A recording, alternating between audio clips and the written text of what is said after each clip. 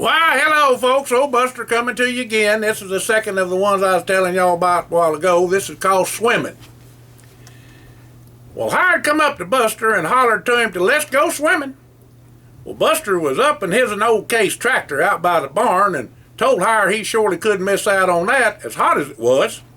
Let me tell Grandpa Gus I was done fueling up and replacing the battery. Then we can head on out. Where's the wheel going? Asked Buster. Well, I figured we could go over to Clear Lake, says Howard. Red has his an old boat you sold him over there, plus some of the other boys is there too. And I hear tell a lot of the gals is going to be there after a spell, and they is bringing picnic victuals with them too. What about Jesse and Walter? Is they going to make it too? Yep, says Howard. They sent word by one of our carrier pigeons, 'cause the party line was busy with all the women a-jabbering. They ought to be there by the time we get over there. I sent Swifty back with a note telling them to bring some fresh clothes to spend the night over to my house tonight. You better get some too. My ma has done called all of y'all's ma's and they said it was okay. Well, all the boys met up and changed into their swimming togs and jumped in the water, in the area where everybody was a-swimming. Boy, howdy, they was a-having a high old time, I tell you. Well, the gals from the schoolhouse come up with the boys, gals that they've been sparking, and they went to swimming with the boys too, just a splashing and letting the boys lift them and dive. Some of the gals even got on the boys' shoulders and dove off of them just a laughing and having a fun time on the hottest day of the summer. Well, after a bit, Red come up in his boat and asked them all if they wanted to water ski and boat ride. That sure was a lot of fun, and the boys knowed how to ski and helped the gals to learn how. They all sure enough was having a wonderful time when Red asked Buster if he wanted to ski too. Well, Buster said he was too darn big to be pulled up by that little boat, and he didn't want to tear up Red's boat. Well, Red wasn't going to have that. He said his boat wasn't going to have a problem of getting Buster up. Well, Buster told Red, "Now, Red, I sold that boat to you, and I know it can't do it. It will surely pull down not having the power to get somebody as big as me up and skiing. Come on, Buster, I was waiting for you. It'll be all right," said Red.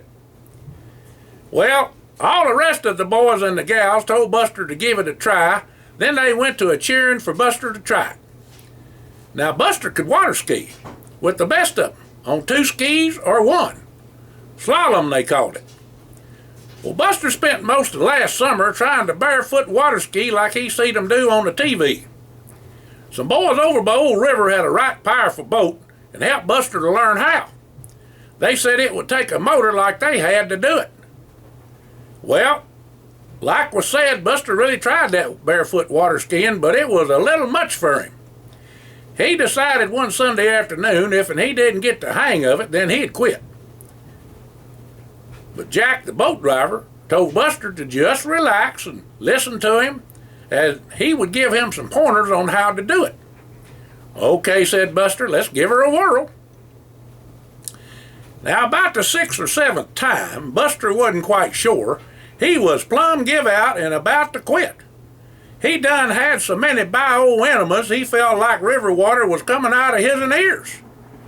Well, Jack hollered back to Buster to hang on for one more time. "Just take her slow and relax," says Jack. Well, Jack took on off after giving her the gas and got Buster up and hollered back to lift one foot out of the ski and set her down on the water like a duck's foot a landing. Well, Buster done that, and his foot went to skipping over the water, and then he just put a little pressure down on the water and his foot went to skiing. Then he got comfortable with that one foot and then put the other foot down too. Now, we ain't a-saying Buster barefoot water skied very far, but he finally done it. That was enough for Buster. He done it sure enough and didn't want to do it again. Them bio-enemas took most of the spark out of him. Well, Jack said to Buster it took a while, but you barefoot water skied and we can testify to that for sure. Well, Buster grabbed a hold of the tow rope and hollered to Red to give her the gas. Well, Red pulled Buster near about halfway across the lake, but it wouldn't get Buster up. On the way back, they all seed Buster bear down and trying to get on up on them skis, and that's when it happened. Buster pulled the whole dang back end out of that boat, and she began to sink. Boy, I told you all these stories had truth to them. Well, after everybody got back to the bank, and they pulled up what was left of the boat into the shore, Red come up to Buster, and he told him it wasn't his fault he pulled the back end out of his boat. Well, Buster said he was right sorry, though, and wanted to do what was right on help fixing the boat. Well, all the boys come up too and said they'd help as well. Red said, "Thank y'all for saying that, but I got it handled.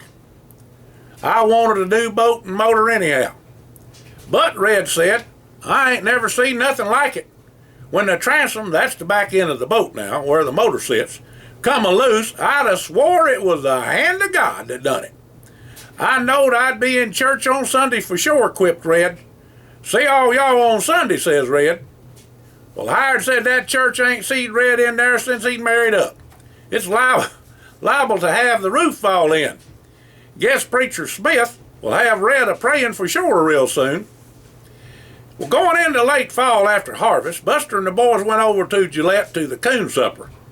Every year, fellers all went out coon hunting at night and got some coons for the barbecue and other dishes they made for the supper. They come from miles around, even from Canada, for the supper, and politicians was there too, and lots of businessmen as well as regular folks. Now, the boys stayed over at Buster's kin people there for the duck calling contest and supper and the other events the next night. And like I say, all kind of folks were there from Canada and all the different states in the United States. Well, Stuttgart was the rice and duck capital of the world. Duck callers come from just about any place a body could name to enter the duck calling contest. They had some mighty fine prizes for the winners too. Now there was carnival rides and a dance and concerts too. The gals was thick as flies on a honey, I tell you, and the boys was having a high old time. On the way back home, Buster asked the boys if the fellers calling the contest sounded like a real duck to 'em. "None I ever heard," said Walter, Hired, and Jesse. "Let's go out to the farm and do some duck hunting tomorrow," says Buster. "I want to show y'all something." "Okay," said the boys. "Are we staying over at your Grandma Clara's?" asked Hired. "Yep, we are, but we still will all check in with our maws when we get there to make sure y'all ain't got nothing to do. If you got chores, we'll all help you."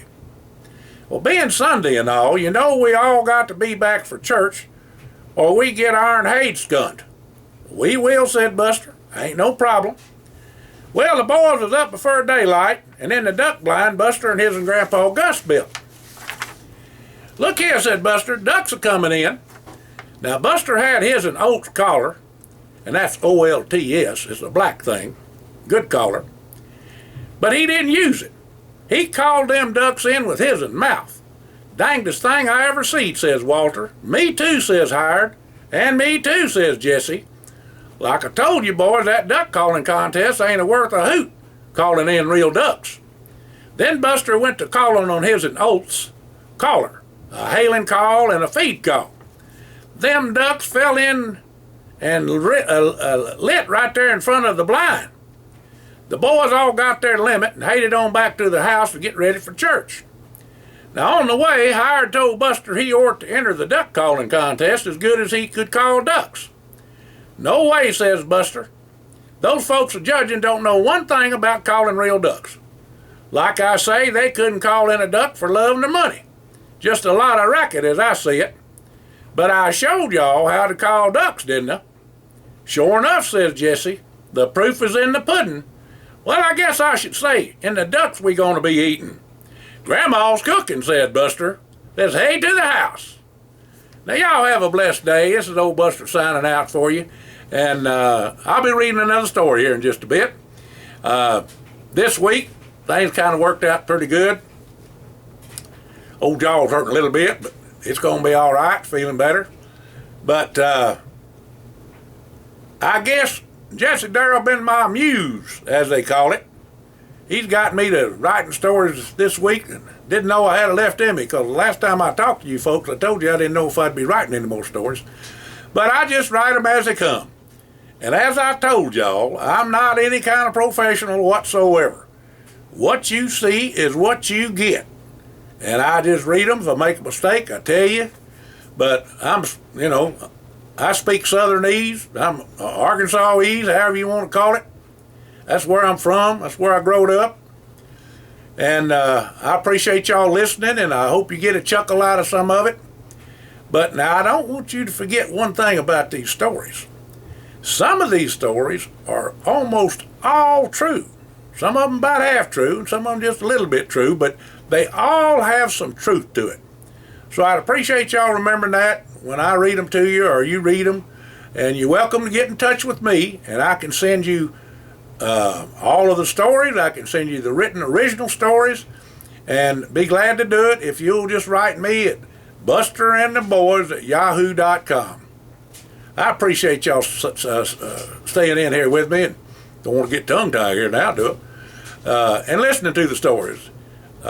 If it helps one person get a little chuckle, a little smile on their face, I guess I've done my job.